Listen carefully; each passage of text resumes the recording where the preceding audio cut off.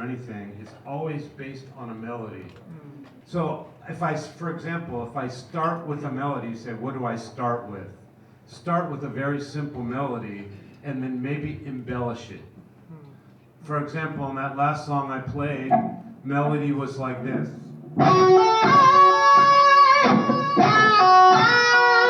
That's the melody, right? So how do I embellish that? For example, I might go.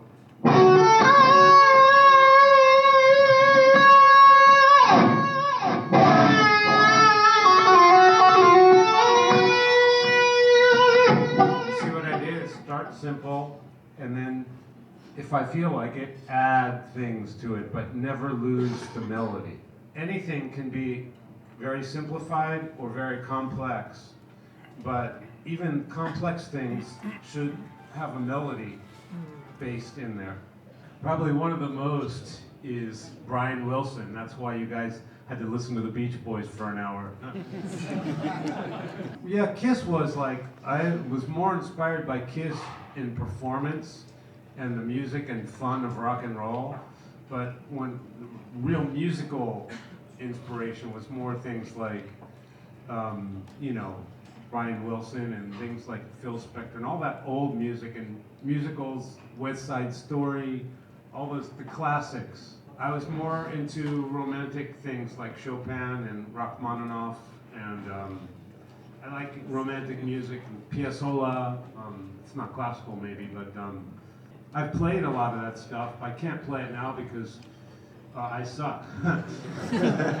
But when I play classical music, like with an orchestra, I prepare for a long time. Like kind of recently, I played Dvorak with an orchestra, and I have to prepare for that. To play rock music, I don't have to prepare anything, but for classical music, I have to really prepare a lot.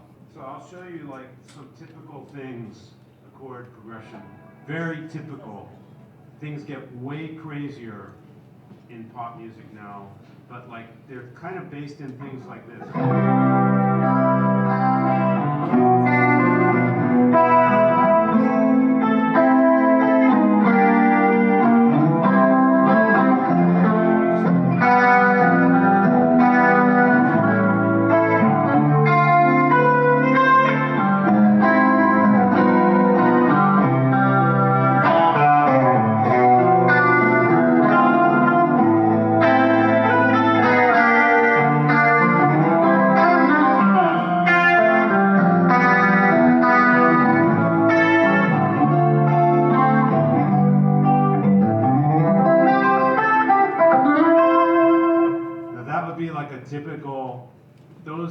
Typical, like the 70s music in America, typical. But now I'm going to play, now that you hear that, I'm going to play my version of a Japanese song with a little bit more adventurous chords in it.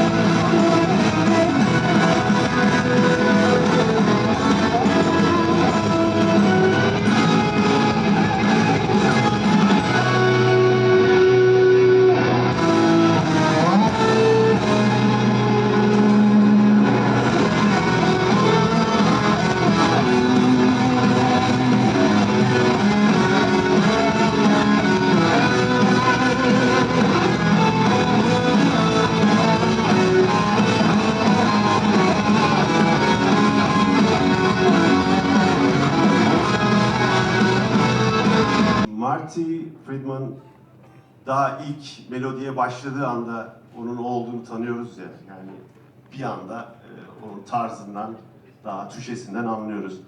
Bunun işte Brian May gibi, işte Eric Johnson gibi gitaristler de aynı şekilde.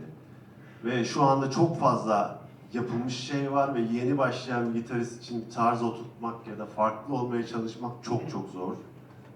Bunu nasıl yapabiliriz diye sordum. Okay, to answer that question, I think as a guitar player, it's easy to see someone who's really good at guitar and want to play like that. Just get good at guitar. The problem with that is if you really get into that, you start to lose your own personal identity because you're just learning things to make you better on the guitar.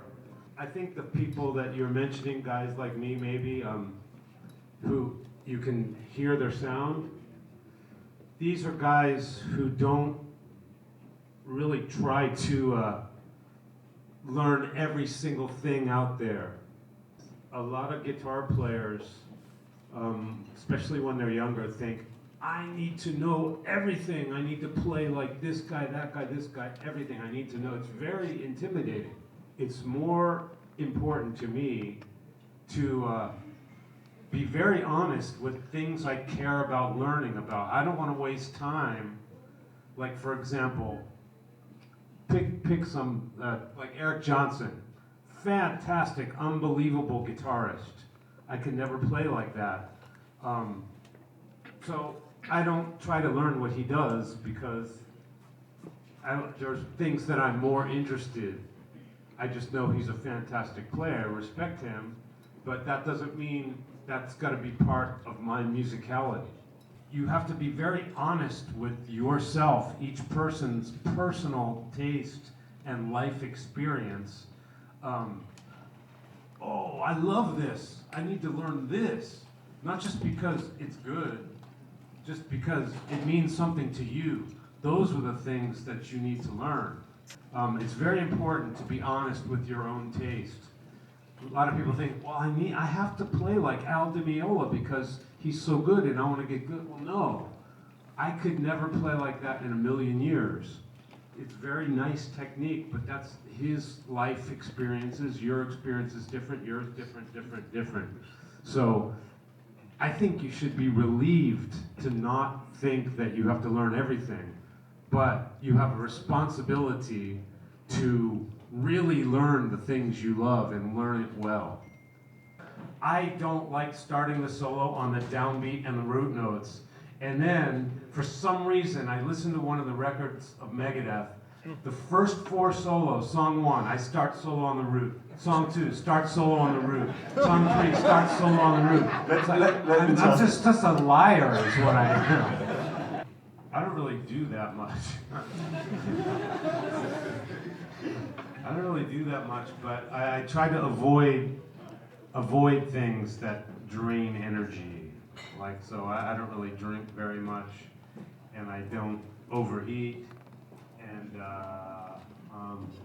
what else? But like for energy, I get energy. I'm just very grateful that people care to listen to me play guitar. So just seeing all of you here, I'm receiving your energy. I'm not giving the energy. I'm receiving the energy from you guys. So I appreciate that very much. But I think to answer your question, I think eating healthy and not drinking and smoking is probably a good start.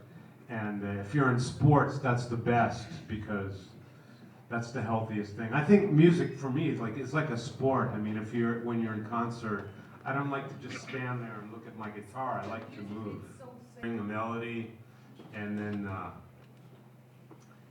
maybe sing it into my phone. Oftentimes, especially in a country like Turkey, with wonderful, what do you call it? Folk music. Yeah. This is a better word I want to use. Music from the people's music. It's very interesting to me. So I hope to absorb something from being in Turkey just something I might hear in a restaurant or anywhere on the radio. I'll hear one little phrase and go, oh, I like that phrase, I never heard that before, and then I try to remember it. Especially in a country like Turkey with very rich folk music in the culture, a lot of people who want to be like rock guitarists like myself, they don't use that secret weapon, because I'm sure that you grew up with your grandparents' music. That's a great weapon that you can be very original with. You start playing some of that stuff and learning the melodic motifs from that, then you're gonna sound different than all the other rock guitar players just from that. It's already in your blood if you grew up with it, so it's part of you, so don't ignore that. That's a very, very good thing. I don't really think so much in scales or playability, except when I'm playing classical music with an orchestra. Then every single fingering, I'm looking at everything that I'm playing. What's the least way I'm gonna fuck this up? With the least possibility of making a mistake. And I try every single fingering, every position. Ever since I left the band of Megadeth, I stopped playing it. And then I've been playing it with my band sometimes since, I don't know, 2017 or something. But I never really listened exactly to what it originally was, so it's probably just how I remembered it. So it's definitely not exactly like, it's probably different every night. This is how it works, not just for that, for like any solo really. You record it. When you're recording it, you're really working on it in details, and then the record comes out, and then you choose songs for your show, and then, oh, I remember that solo, and then you just play it, and then now it becomes the way you remembered it, but maybe it's not exactly like all the details. So, and then after years, it keeps changing a little bit more as you grow, your technique changes, and you have more interesting phrasing. Yes. So like that song was recorded something like 1990 or something, and probably if I listen to it now, it's like, oh, I would do this different, do that different. So It also starts with the root key. yes, exactly. It starts with the root. You got me. You got me, yeah.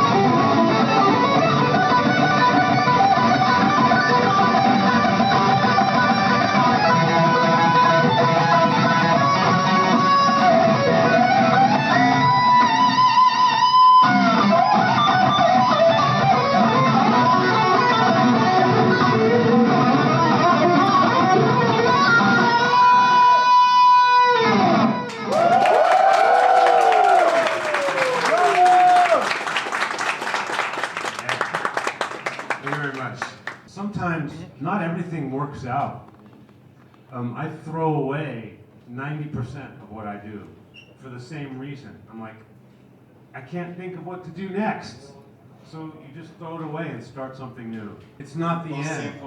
You got to start again. The whole process of creating music means constantly creating music all the time. So most of what I do is I just throw it away. But maybe if I 20 songs, one song is worth working on. So yeah, don't feel bad because most of everything needs to be thrown away from everybody. One more thing to do is ask somebody, ask another musician, what would you do with this? Ask your friend, what would you add to this?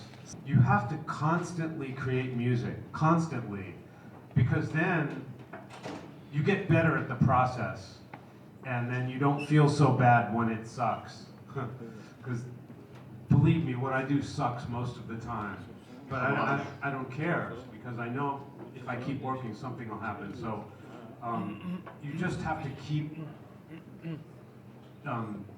music is a long, long journey. You have to just keep constantly creating.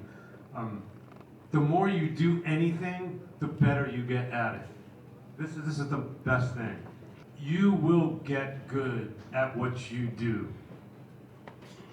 You will can only get better, but you won't get good at what you don't do. Like for example, you're in your room recording, and you're recording your desktop. You're working with the latest software, and you're recording home recording, doing that every day. You're gonna get good at that. And another guy, he goes out and he plays with his band. Play a little place like this, play a big place, playing everywhere, playing live, standing up and playing in front of people. He's gonna get good at that. He's gonna be good at playing live. This guy's good at recording. This guy's good at teaching. This guy's good at practicing. This guy, everybody's different. You get good at what you do all the time. That's really like, all the other stuff is maybe okay, but that's super important. You get good at what you do. I think what you are maybe asking is how do you get more acquainted with playing everywhere on the fretboard, and that's what I just said a minute ago. The more you do it, you get good at it. So for example, I played in this Japanese singer band, and all of the songs are in very strange keys. You know, they're rock, but they're like in A flat or something, and G minor, and they're all in very strange keys. And I ad-lib my solos in strange keys from playing on her tour. If I didn't play on her tour, maybe it's kind of hard, but once I played on that tour, now I'm ad-libbing in all these strange keys, so it's that experience. So every experience that you add, I guess, unlocks the fretboard. There's no like, here, this exercise, no. You just have to add experiences that force you to play new things. I was already very much into melody playing before I came to Japan, but Japan is way into melody. Every single thing, the melody is front and center. So to write music with Japanese artists, for Japanese artists, for myself, you take melody a lot more seriously than anything else. So I just got better at creating melodies. I mean, even before I went to Japan, I was into it, but living there and working with all of the Japanese artists, just my melody sense got so much better. I mean, I think you can hear on my records that they're more melodic. I think playing in front of people, either by yourself, with a band, with a friend, anything. Playing in front of people for one show is worth maybe 500 hours of home practice. Rather than spending hours practicing at home, spend the same hours trying to put together little shows, even in the park or with at your friend's house, playing in front of other people. It's like turbocharges your progress. There's nothing wrong with taking breaks. I never touch the guitar unless I'm working on something. You have to have a goal and a purpose. Just noodling around like this, it's meaningless really. So, oh, I have a show next week, I better practice. Or I'm writing a song, I better work on that song. Anything, I'm playing in front of my girlfriend, I have to practice. But you need some goal. So if you don't have a goal, don't feel bad about taking a break. Sometimes you don't have a goal. I've got to rest.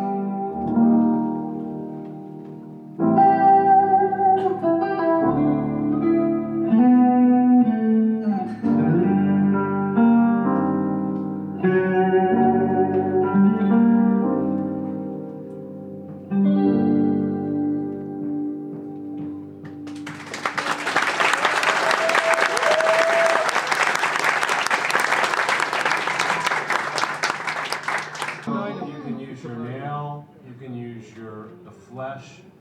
It's just more voices. But I don't do anything fancy with it. I just use it to play notes. I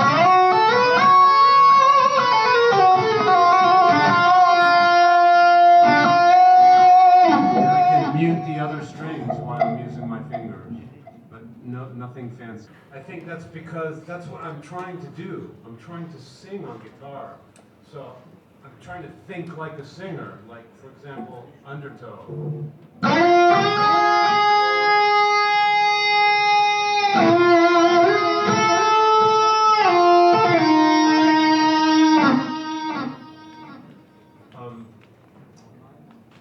I'm not playing like rock and roll guitar.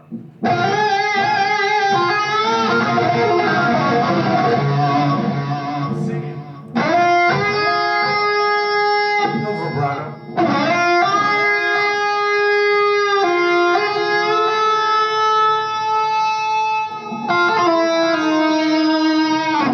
I do so many things. I would be happy to do anything for Jason. He's my brother forever, yeah. Music takes you all over the place. You know, you never know what's going to happen. So, I'm happy with all of it.